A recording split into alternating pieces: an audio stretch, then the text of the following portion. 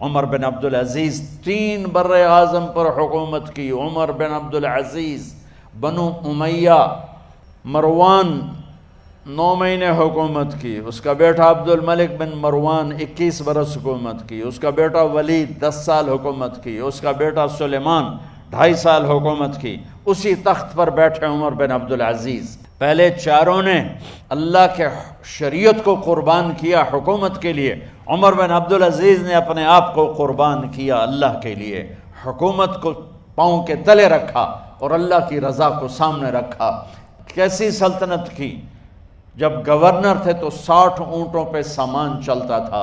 جب امیر المومنین بنے تو بچے کہنے لگے ماں سے، بچے بچیاں 12 تھے، ماں سے کہنے لگے کہ عید کا موقع آ رہا ہے، ابا سے کہو ہمیں نئے کپڑے تو لے کر دیں. ان کی ماں کا نام ہے فاطمہ، بچوں کی ماں کا نام فاطمہ بنت عبد الملک. یہ دنیاوی سٹیٹس میں سب سے بڑی خاتون گزری ہے. آج تک اس کے لیول کی کوئی عورت نہیں آئی. دادا بادشاہ، باپ بادشاہ، 4 بھائی بادشاہ، 6 خامند بادشاہ، 7 نسبتوں سے یہ عورت شہزادی رہی ہے. حضرت عمر گھر آئے، بیگم نے کہا بچے کپڑے مانگ رہے ہیں. حضرت عمر کہنے لگے میرے پاس تو پیسے نہیں ہیں، تنخواہ میں تو مشکل سے روٹی پوری ہوتی ہے، کہاں سے لے کر دوں؟ تو تھوڑی دیر خاموش رہیں. بیگم پھر کہنے لگی آپ ایسا کریں، اگلے مہینے کی سیلری ایڈوانس لے لیں، اس سے میں کپڑے لے لیتی ہوں اور روٹی کا خرچہ میں مزدوری کر کے گھر بیٹھے مزدوری کر کے چلا لوں گی، آپ 1 مہینے کی تنخواہ ایڈوانس لے لیں. حضرت عمر بن عبدالعزیز واحد خلیفہ ہیں جن کے دور میں 3 بر اعظم میں زکوٰۃ لینے والا باقی نہیں بچا تھا. یہاں لاہور بھی ان کی حکومت کے نیچے تھا، جنوبی اسپین فرانس ان کی حکومت کے نیچے تھا، کاشغر تک ان کی حکومت کے نیچے تھا، استنبول کے دروازوں تک ان کی حکومت تھی. 3 بر اعظم میں ایک آدمی زکوٰۃ لینے والا نہ بچا. اور اپنا حال یہ ہے کہ بیگم سے کہہ رہے ہیں پیسے کوئی نہیں، کپڑے کہاں سے لے کر دوں؟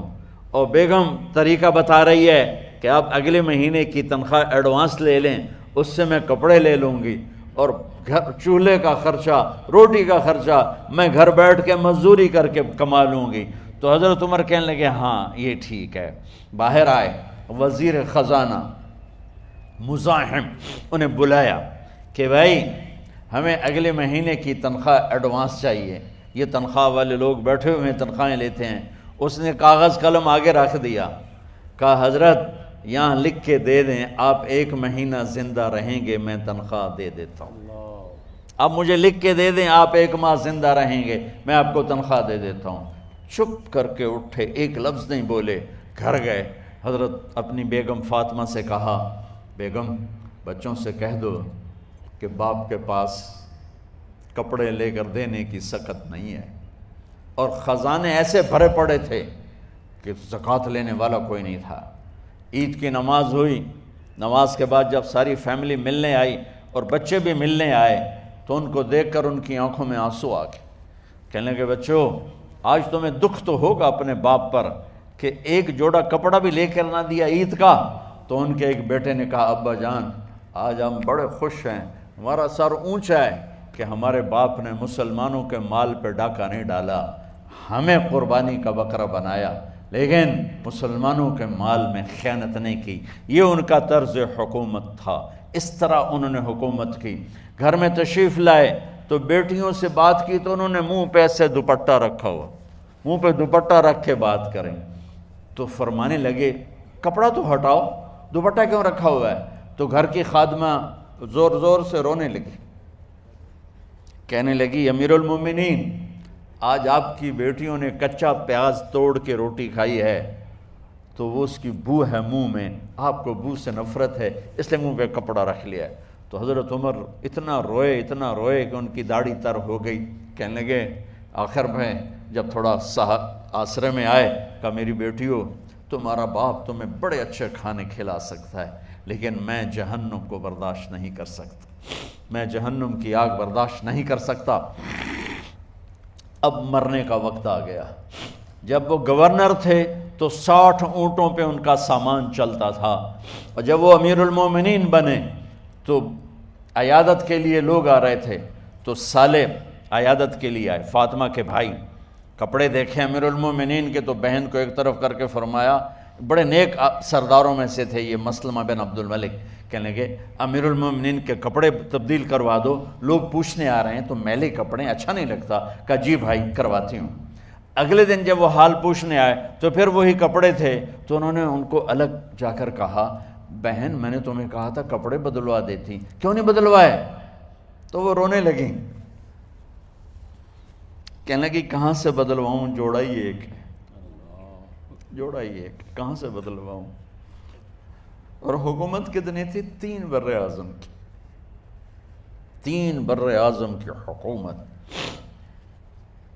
ہمارا تو پٹواری امان کا نہیں ہے، اور وہ 3 بر اعظم کی سلطنت لے کر ایک جوڑے میں اللہ سے ملنے جا رہا ہے۔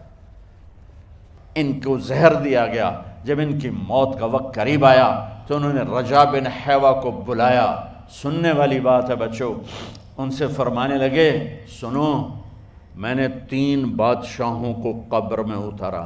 اب بچیاں تو قبرستان جاتی نہیں، ہم تو اپنے ہاتھوں سے قبر میں اتارتے ہیں، اور اوپر مٹی ڈالتے ہیں، اور اوپر اینٹیں ڈالتے ہیں، اور پھر منو مٹی میں دبا کے واپس آتے ہیں۔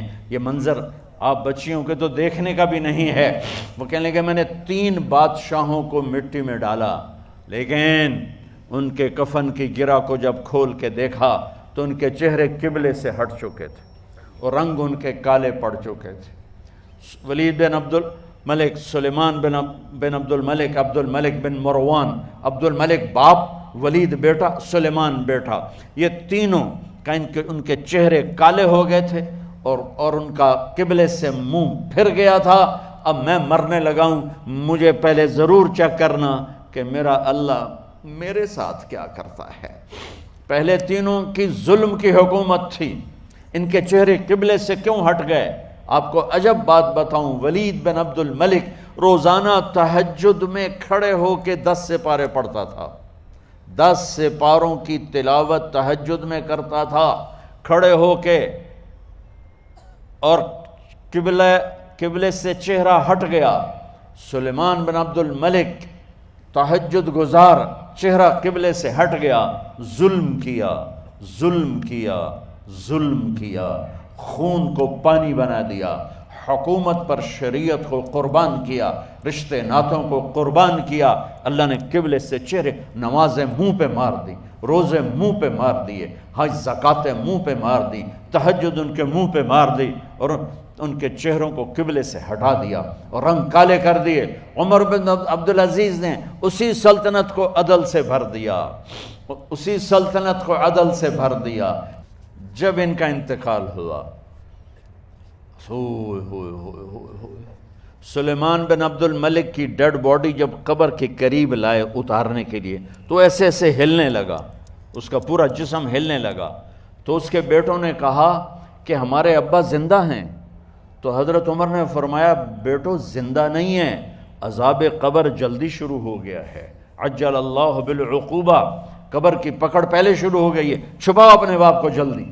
جب عمر بن عبدالعزیز کی ڈیڈ باڈی قبر کے قریب کی گئی اور ان کا بھائی اتارو، بھائی وہ باتیں شروع ہو جاتی ہیں، رومال ڈالو، چادر پکڑو، ادھر سے پکڑو، تو ایک دم ایسے ایک پرچہ ہوا میں اڑتا ہوا سب نے دیکھا، وہ آتے آتے آتے آتے آتے آتے یوں آ کے حضرت عمر کے سینے پر گر گیا۔ سب دیکھ رہے ہیں۔ جب پرچے کو اٹھا کے دیکھا گیا تو اس پہ ایک سطر پہ لکھا تھا بسم اللہ الرحمن الرحیم، اور دوسری سطر پہ لکھا تھا براءۃ من اللہ لعمر بن عبد العزیز من النار، یہ عمر کے لیے جہنم کی آگ سے نجات کا پروانہ ہے۔ 3 بر اعظم کی سلطنت لے کر وہ جنت کا پروانہ لے کر دنیا سے گئے۔ جب ان کو قبر میں اتارا گیا تو انہوں نے رجا بن حیوہ سے فرمایا تھا 3 بادشاہوں کے چہرے دیکھے قبلے سے پھر گئے، رنگ کالے پڑ گئے، مجھے تم نے دیکھنا ہے کہ کیا ہوتا ہے۔ تو رجا فرماتے ہیں جب میں قبر میں اترا اور ان کے کفن کی گرہ کو کھول کے دیکھا تو چہرہ قبلے کی طرف فکس تھا، اور مجھے یوں لگا جیسے 14ویں رات کا چاند قبر میں اتر آیا ہو۔ میرے عزیزو، طلبہ و طالبات، اللہ کو اپنی منزل بناؤ، اللہ کو اپنی منزل بناؤ، اللہ کو اپنی منزل بناؤ۔